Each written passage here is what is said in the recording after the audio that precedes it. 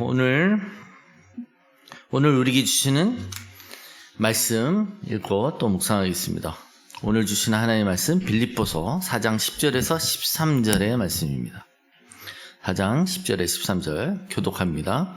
내가 주 안에서 크게 기뻐함은 너희가 나를 생각하던 것이 이제 다시 싹이 남이니 너희가 또한 이를 위하여 생각은 하였으나 기회가 없었느니라. 내가 궁핍함으로 말하는 것이 아니니라. 어떠한 형편에든지 나를 자족하기를 배웠노니 나는 비천에 처할 줄도 알고 풍부에 처할 줄도 알아. 모든 일 곧 배부름과 배고픔과 풍부와 궁핍에도 처할 줄 아는 일체의 비결을 배웠노라. 내게 능력 주시는 자 안에서 내가 모든 것을 할 수 있느니라. 아멘. 이 본문 가지고 비결을 배우라 라는 제목으로 오늘 나눕니다. 여러분 한번 화면을 보고 읽어봐 주시겠어요? 네, 한번 읽어보세요. 네, 혹시 라면 된다라고 읽지는 않으시죠? 네, 어디서 많이 보던 거죠? 혹시 집에도 이걸 가운으로 걸어놓으시거나 학급에 교훈으로 이렇게 걸어놓은 걸 분 계십니까?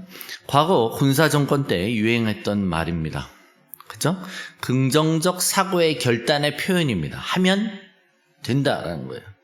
스스로에게 자신감을 불어넣는 자조적인 선언으로 여겨지고 있습니다. 이와 비슷한 말이 나폴레옹이 한 말로 여겨지는 내 사전에는 불가능이란 없다라는 말도 있을 것입니다. 사람들은 이런 자신감 있는 이런 자기 암시적 표현을 되게 좋아해요.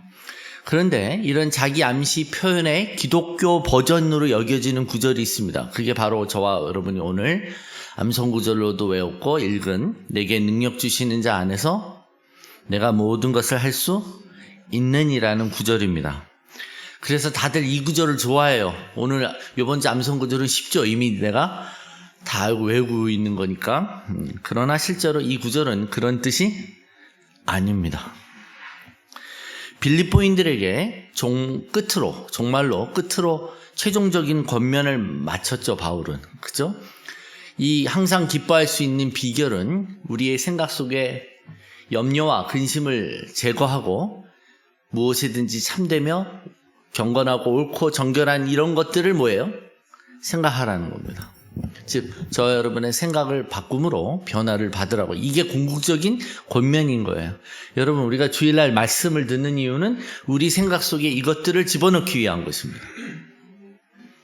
계속 반복적으로 집어넣는 거예요. 말씀이 필요한 것이죠. 안 그러면 우리는 그냥 놔두면 염려하고 근심하고 상처로 인해 아파하고 두려워하는 존재들입니다. 자, 이 구절을 결론으로 냈어요. 그리고 나서 이제 첨언을 하는 것입니다. 부가적으로 이제 자기가 끝으로 하고 싶은 말들, 인사말과 함께 마지막으로 말을 더하는데, 그것은 빌립보 교회가 자신에게 보내준 헌금에 대해서 감사를 표시하면서 자신의 돈에 대한 입장, 자신의 재정 원칙을 밝히고 있습니다. 그죠? 이미 감옥에 있는 바울에게 헌금한 것에 대해서 감사하는 걸 편지 서두에 밝힌 걸 우리가 기억하고 있습니다. 그러고 나서 이걸 한 번 더 언급하는 겁니다. 빌립보 4장 10절. 내가 주 안에서 크게 기뻐함은 너희가 나를 생각하던 것이 이제 다시 싹이 남이니 너희가 또한 이를 위하여 생각은 하였으나 기회가 없었느니라. 이게 무슨 뜻이냐면, 자, 좀 쉬운 말로 하면 이겁니다. 여러분들이 나를 위해 생각하는 것이 드디어 싹이 튼 것에 대해 내가 주 안에서 크게 기뻐합니다. 여러분들은 전에도 그런 생각을 가지고 있었으나 기회를 얻지 못했었던 것이죠. 이 말이에요. 전부터 기회를 찾았어요. 전부터 헌금을 보내려고 했으나 기회를 얻지 못하다가 드디어 에바브로 디도를 통해 헌금을 보내온 것을 언급하는 것입니다.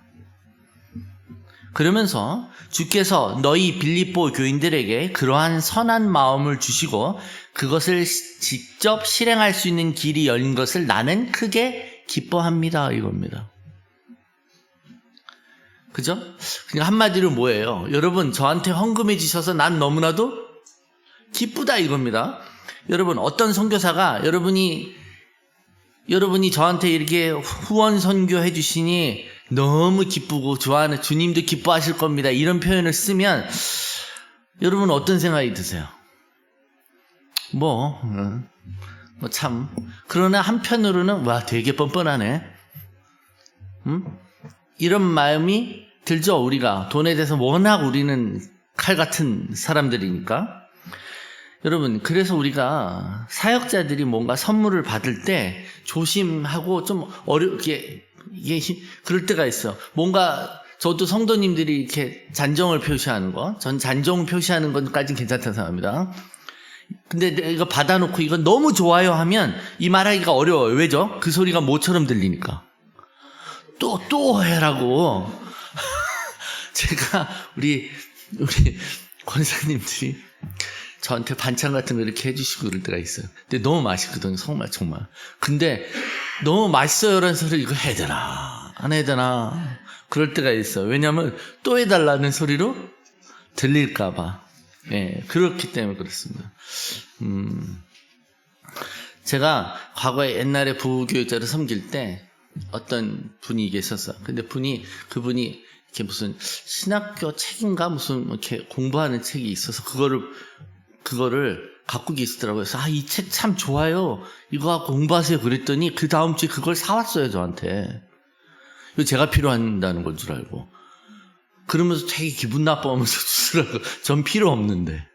그러니까 뭔가 좋다라고 기뻐한다고 내가 이거 참 한다는 표현이 그렇게 오해가 될 수 있다는 겁니다. 사도 바울은 여러분이 나에게 헌금한 이것이 너무나도 기뻐합니다라는 이 표현이 자신에게 또 헌금해달라고 들릴 수 있다는 것을 알았을까요? 몰랐을까요? 사도 바울도 알고 있었다는 겁니다. 11절입니다. 내가 공핍함으로 말하는 것이 아니니라. 어떠한 형편이든지 나는 자족하기를 배웠노니. 내가 여러분의 헌금을 기뻐한다라고 하는 것이 나 자신의 궁핍함에 대해서 여러분에게 호소하거나 토로하려고 하는 것이 아니라는 것입니다. 왜냐? 나는 어떤 형편에든지 자족하기를 배웠기 때문에 헌금을 구걸하거나 자신의 궁핍함에 대해서 불평하지 않는다라고 얘기하는 것입니다. 그러면서 이런 표현을 쓰죠. 나는 자족하기를 배웠다라고 밝힙니다. 뭘 배웠다고요? 자족하는 법을 배웠다. 여기 자족이라는 단어가 편지를 읽는 사람들에게는 굉장히 익숙한 단어입니다. 아우타루케이아라는 말이에요. 이 말은 스토아 철학자들이 쓰던 매우 중요한 덕목을 얘기하는 용어였습니다. 환경에 지배받지 않고 자신의 내면의 힘과 자원으로 만족해하는 태도를 말하는 철학적 개념이었어요. 그게 자족이에요. 근데 바울이 그런 자족하는 법을 배웠다라고 얘기하는 겁니다. 그러면서 12절 나는 비천에 처할 줄도 알고 풍부에 처할 줄도 알아. 모든 일 곧 배부름과 배고픔과 풍부와 궁핍에도 처할 줄 아는 일체의 비결을 배웠노라. 그러니까 여러분 풍부한 상황이든지 결핍의 상황이든지 적절히 처신하는 법을 배웠다고 얘기하는 거예요. 근데 여러분 이 두 가지 대조적인 상황에 과연 비결이 필요할까요? 우리가 상식적으로 해보면 아니 풍부한 상황이 되면 무슨 비결이 필요해요? 그죠? 풍부한 상황이 됐으면 그게 목적 아니에요? 그게 궁극적인 건데 뭐가 더 필요해요? 그게 좋은 거지 풍부하면. 그죠? 결핍의 상황을 벗어나 풍부함에 이르는 것이 비결 아니에요? 근데 왜 풍부함에 처할 줄 아는 비결을 배웠다는 거예요. 바울은 지금 아니라는 거예요. 우리가 생각하는 비천은 우리가 벗어나야 될 상황이고 풍부함은 우리가 도달해야 될 상황이라고 말하고 있지 않고 이 두 가지 상황에 적절하게 대처하는 비결을 배웠다고 얘기하는 거예요. 즉 비천할지라도 지나치게 염려하거나 낙심하거나 비굴해지지 않는 법을 배운 것이고 물질적으로 풍부하게 되었을 때도 너무 자만하거나 방심하거나 타락하지 않게 되는 것을 배웠다는 걸 얘기하는 거예요. 두 가지 다 위험한 상황이에요. 그래서 비결을 배웠다고 얘기합니다. 자, 이 비결을 배웠다라는 말은 비결이란 말이 그 당시에 유명한 철학 용어, 그 자족이란 말이 철학 용어였던 것처럼 비결을 배웠다라는 것도 그 당시 헬라 문화권에서 있는 신비 종교들이 어떤 비밀을 깨달았을 때 표현하는 말이에요. 지금 바울은 그 당시에 유행한 철학의 용어와 종교 용어를 일부러 빌려서 표현하고 있어요. 그러니까 우리 표현으로 하면 비결을 배웠다란 말은 뭘까요? 아마 비법을 터득했다, 이런 정도의 뉘앙스인 것이죠. 이방 종교나 이방 철학의 용어들을 피하는 바울이에요. 원래 이런 용어를 잘 쓰지 않는 바울이 그런 용어를 일부러 빌려와서 사용하고 있어요.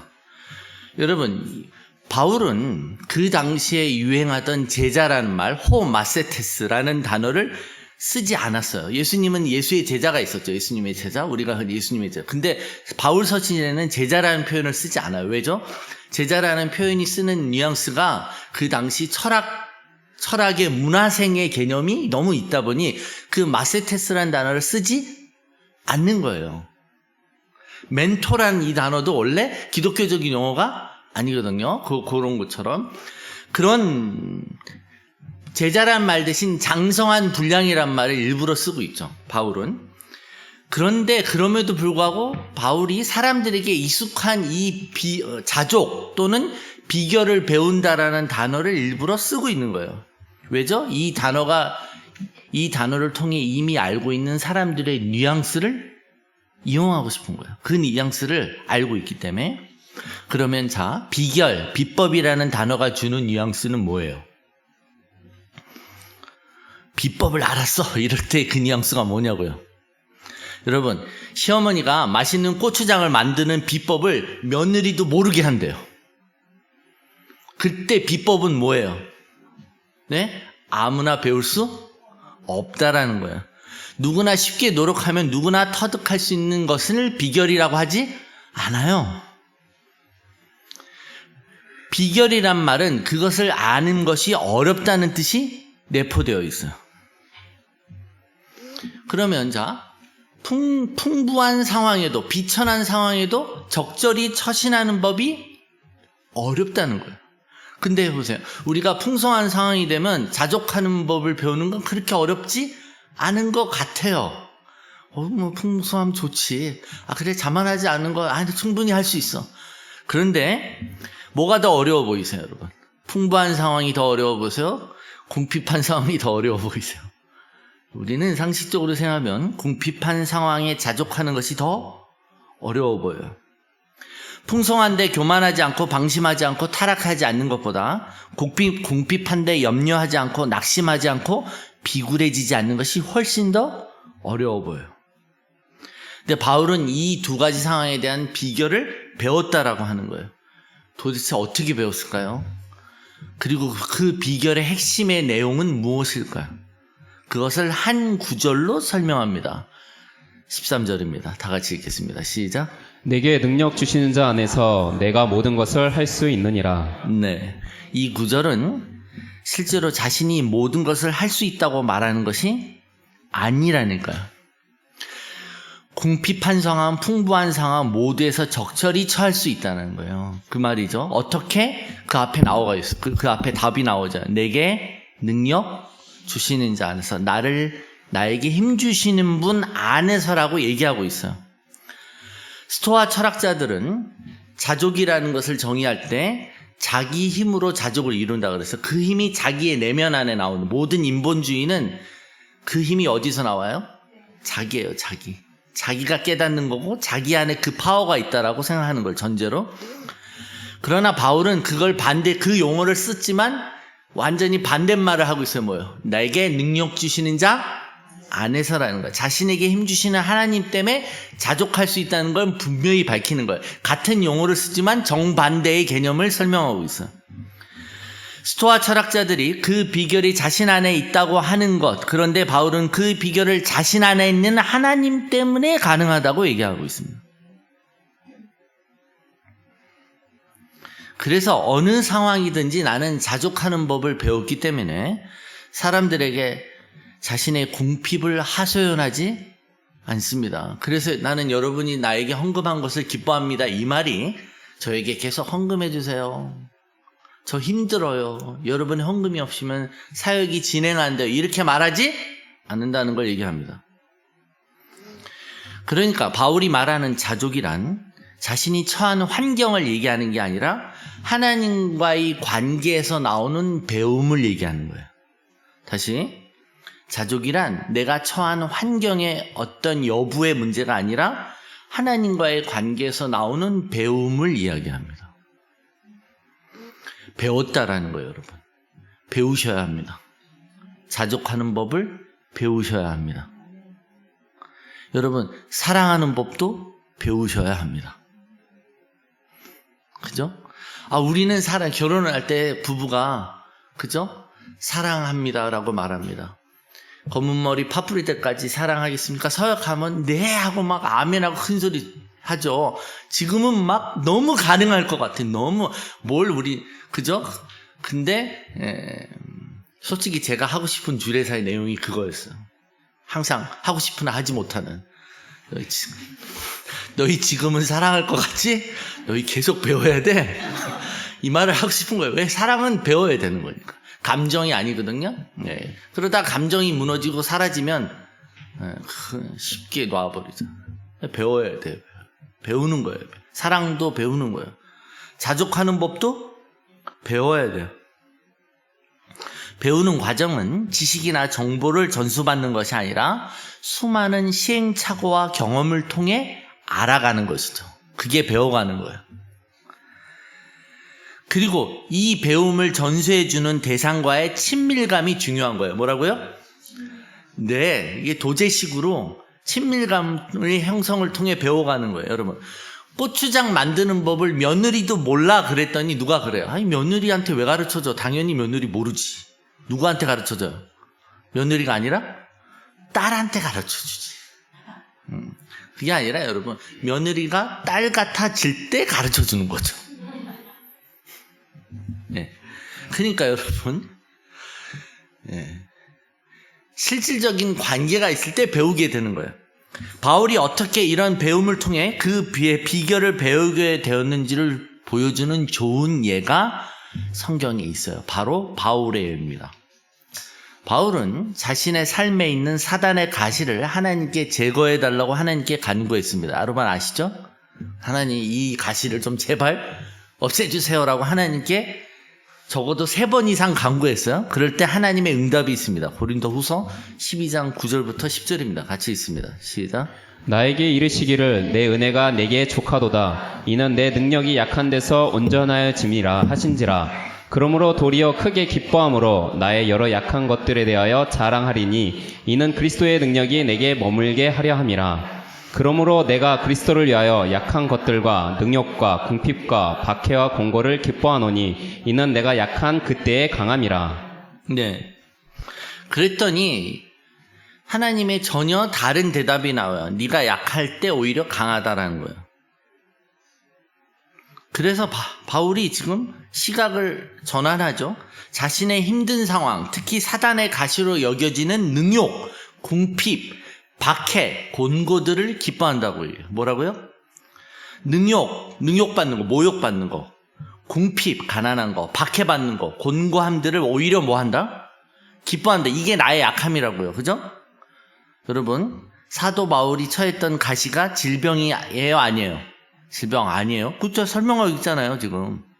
능욕, 궁핍, 박해, 곤고라고 했는데 이걸 왜 자꾸 안질이니 간질로 설명하는지 모르겠어요. 여러분, 절대 그렇지 않아요. 하나님이 우리에게 우리의 훈육과 성장을 위해서 병을 주시는 분이 아니에요. 이건 잘못된 마귀의 가르침이에요. 그런데 이런 상황을 벗어나게 해달라고 기도했던 거예요. 그러나 이런 것들이 있음으로 인해 오히려 내가 강해진다는 걸 깨달았다는 겁니다. 왜?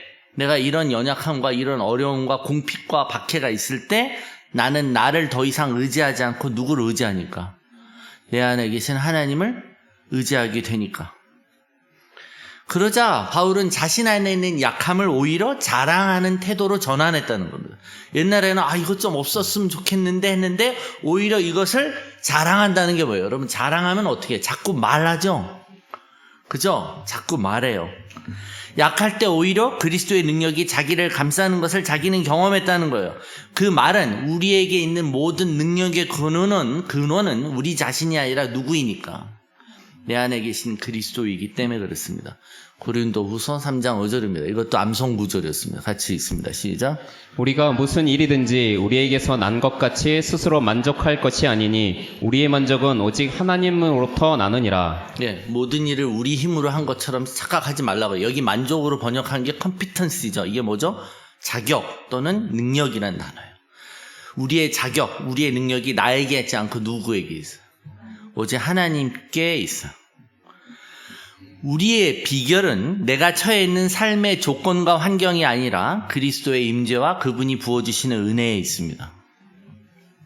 그래서 제가 몇 주째 계속 반복합니다. 기도의 응답은 성공이 아니라 뭐라고요? 하나님의 임재에 있다고 하지 않아요. 그죠? 우리는 응답이 받으면 내가 성공하는 거, 뭔가 탁월하고 뭔가 여기서 그거라고 생각하죠. 아니요. 우리의 응답은 하나님이 우리와 함께 하시는 것에 있어요. 우리는 자꾸 성공하는 비결만 알고 싶어요. 그죠? 성공하는 사람의 7가지 습관. 요새 책들 중에 거인의 발자국인가? 뭐 이렇게 유명한 CEO들이 이렇게 자기네들의 어떤 특별한 철학이나 가치관, 습관들을 이렇게 하는 걸 막 모아요. 그거 또 베스트셀러가 되더군요. 왜냐? 성공 비결을 알고 싶어서. 나는 그 비결을 몰라서 성공 못하나 보다 생각하는 거예요. 그러나 성경은 그 비결은 그분의 임재 속에 있다라고 얘기합니다. 그러면 그분과 동행하다 보면 그러면 알게 되고 경험하게 되고 배우게 되고 그래서 자족하게 되는 것입니다. 그러므로 자신의 연약함을 숨기거나 부끄러워하지 않고 그 안에서 그리스도의 능력을 자랑하며 그 능력을 경험할 수 있는 것입니다. 그죠? 우리는 살다 보면 별의별 문제를 다 만납니다. 그러면 우리는 이 문제를 해결할 수 있는 전문가를 찾아가 상담을 합니다. 우리가 컨설턴트를 만나잖아요. 그런데 그 컨설턴트가 어디 계시다는 걸 얘기하는 거예요. 그 최고의 상담가가 바로 우리 안에 거하십니다.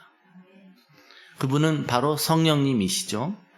그분을 파라클레이토스, 옆에서 우리를 안위하시고 우리에게 권면하시는 분이라는 이름입니다. 보혜사. 그분은 우리를 고아와 같이 버려두지 아니하시고 우리의 모든 상황, 우리가 풍부한 상황에서도 또는 궁핍한 상황에서도 우리를 위로해 주시며 상담해 주시는 분이시죠. 우리가 내 힘으로 안 된다라고 생각하는 부분에서 우리는 그분을 의뢰해요. 그래서 오히려 내가 약할 때 오히려 뭐 해야 된다고요? 강해지는 거예요. 그 역설이 있는 거예요, 여러분. 기독교의 진리는 역설이라는 걸 아셔야 돼요, 여러분. 약한데 강하다라고. 그래서 내가 오히려 궁핍에 처해도 부자일 수 있어. 그게 내가 강해진다는 거면 내가 모자란 부분을 자랑할 수 있는 것이죠. 나의 약함을 자랑하는 거예요. 그걸 숨기려고 하거나 그거를 비난하거나 그걸 부정하지 않는다는 겁니다. 그래서 여러분, 우리에게 고난이 유익이 된다는 것이 바로 이런 뜻이죠. 고난이 우리에게 유익이 되는 것은 그 고난 때문에 우리가 뭐 하니까? 주님을 찾기 때문이고 주님을 의뢰하기 때문입니다. 그죠? 근데 고난을 당하면서 주님을 찾지 않고 주님으로부터 멀어진다면 고난을 낭비하는 것입니다. 주님 없이도 가능하다고 생각하면 우리는 주님을 의뢰하지 않습니다. 그러나 주님 없이 아무것도 모르고 아무것도 할 수 없다는 것을 알게 되면 그때서야 주님을 의지합니다. 우리가 처한 궁핍의 상황도 우리는 걱정하거나 염려할 필요가 없다라는 것이죠. 이것을 바울은 경험했다는 거예요. 특별히 예수님은 여러분, 우리가 이 물질에 관한 이 부분에 대해서는 특별히 걱정하지 말라고 하십니다. 마태복음 6장 30절에서 32절입니다. 같이 있습니다. 시작. 오늘 있다가 내일 아궁이에 던져지는 돌풀도 하나님이 이렇게 입히시거든 하물며 너희일까 보냐 믿음이 작은 자들아. 그러므로 염려하여 이르기를 무엇을 먹을까 무엇을 마실까 무엇을 입을까 하지 말라. 이는 다 이방인들이 구하는 것이라. 너희 하늘 아버지께서 이 모든 것이 너에게 있어야 할 줄을 아시느니라. 예, 믿음이 적다라고 하는데 성경의 원문 표현은 믿음이 없다예요, 여러분. 믿음이 적은 게 아니에요. 믿음이 없다예요. 하나님 우리가 믿음이 적은 걸 책망하시지 않으세요, 여러분. 여러분의 믿음이 겨자씨만 있어도 된다고 하셨어요. 아시겠죠?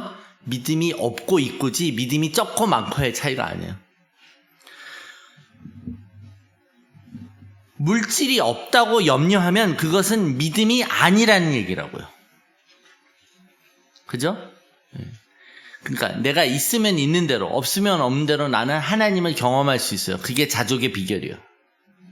있으면 있는 대로 없으면 없는 대로 이 두 가지 상황이 우리에겐 별 상관이 없다라는 걸 얘기하는 거예요. 역설이죠. 고린도후서 6장 10절입니다. 같이 읽습니다. 시작. 근심하는 자 같으나 항상 기뻐하고 가난한 자 같으나 많은 사람을 부유하게 하고 아무것도 없는 자 같으나 모든 것을 가진 자로다. 네, 이게 어떻게 가능하죠? 우리는 요 세 조합 중에 뒷부분만 있으면 좋겠어요. 항상 기뻐하고 부유하고 모든 것을 가진 자. 본문을 보여주셔야지. 그죠? 항상 기뻐하고 부유하고 모든 것을 가진 자면 얼마나 좋아요? 근데 그 상황이 동시에 뭐라는 거예요? 근심하고 가난하며 아무것도 없을 때 그렇다는 거예요. 근심하고 가난하고 아무것도 없지만 그때 나는 기뻐할 수 있고 부유하게, 남을 부유해. 여러분, 남을 부유하게 하려면 내가 뭐가 있어야 돼? 내가 가진 게 있어야 부유하죠. 흘려보내준다는 얘기예요. 내가 없어도 흘려보내줄 수 있어. 그리고 모든 것을 가진 자라고 얘기하는 겁니다. 이것이 믿음의 비결인 줄로 믿습니다. 이거 배우라고 하는 거예요. 근데 이게 배우기가 쉽다 어렵다고요? 어려울 거예요. 여러분이 하나님과 동행할 때만 배울 수 있는 거예요.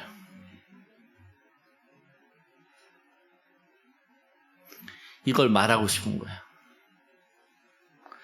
내게 능력 주시는 자라서 모든 일을 할 수 있어. 여러분, 이 말은 사람들이 하면 돼. 내 사전엔 불가능이 없어. 라고 말하는 그런 얄팍한 저급한 수준의 말에서 표현이 아니라고요. 믿는 자들은 이 비결을 배울 수 있어요. 주님과의 동행 속에서. 주님이 주신 것 속에서. 그래서 풍부하도 비천해도 그게 아무 상관이 없습니다. 아멘. 이것을 배울 수 있는 저와 여러분 되시기를 축원합니다. 일어나 찬양하겠습니다.